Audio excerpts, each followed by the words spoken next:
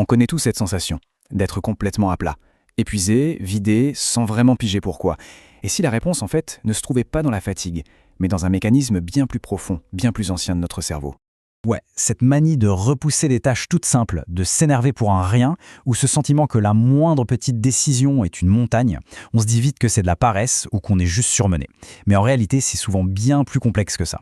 En réalité, tous ces sentiments, ce sont des signaux d'alerte. Ils nous disent que notre cerveau est peut-être passé en mode survie.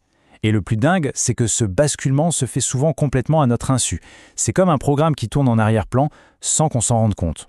Alors, ce fameux mode survie, qu'est-ce que c'est au juste? Allez, on va décortiquer un peu la mécanique fascinante qui se cache derrière tout ça.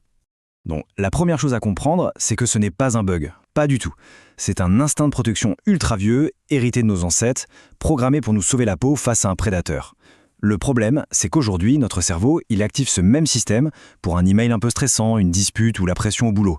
L'alarme est la même, mais la menace, elle, a complètement changé. Et c'est là que le piège se referme.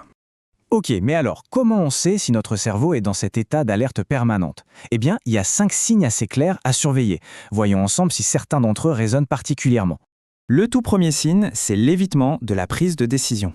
C'est quand même les choix les plus banals du quotidien qui se transforment en véritables épreuves.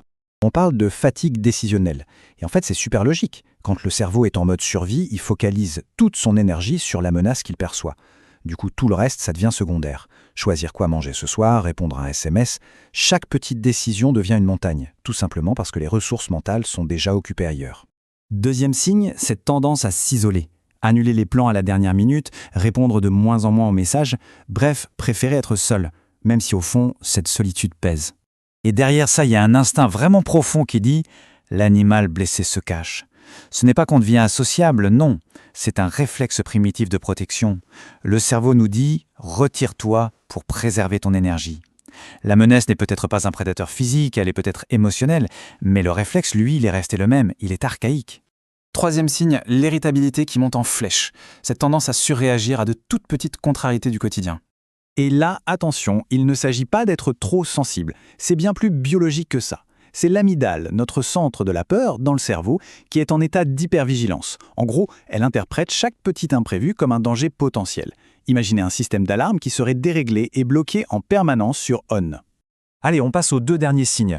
Eux, ce sont des défenses encore plus profondes, des stratégies que le cerveau déploie quand le stress s'installe pour de bon. Le quatrième, c'est ce besoin viscéral de tout contrôler, tout planifier à l'extrême, refaire 100 fois les conversations dans sa tête. En fait, c'est une tentative un peu désespérée de maîtriser un environnement qu'on perçoit comme menaçant, de réduire l'incertitude.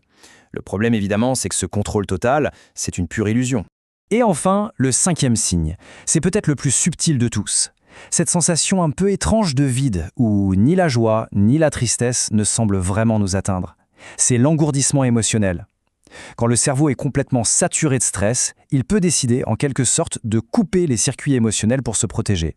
C'est un peu comme si on baissait le volume d'une alarme qui hurle depuis bien trop longtemps. Bon, maintenant qu'on a identifié ces signes, la question c'est, on en fait quoi? Eh bien la clé c'est de changer complètement de perspective, de passer de la simple reconnaissance à la compréhension du message qui se cache derrière. Justement, récapitulons ensemble ces 5 grands signaux que notre cerveau nous envoie quand il est à bout. Donc on a l'évitement des décisions, l'isolement, l'irritabilité, ce besoin de contrôle, et puis cet engourdissement. Le point le plus important à retenir vraiment, c'est de ne pas voir ça comme des défauts personnels. Non, ce ne sont pas des défauts, ce sont des messages directs du cerveau qui est en train de dire « stop, je suis à ma limite ». Du coup, la toute première étape, la plus cruciale, c'est de reconnaître ces signaux sans se juger, de les accepter pour ce qu'ils sont. C'est seulement à partir de là qu'on peut commencer à les comprendre. Et c'est ça la vraie question à se poser. Et si, au lieu de se battre contre ces états, on apprenait plutôt à les écouter? Et si ces signaux, au fond, n'étaient pas des faiblesses, mais un langage à déchiffrer? Une sorte d'invitation à comprendre ce qui, tout au fond de nous, a vraiment besoin de notre attention.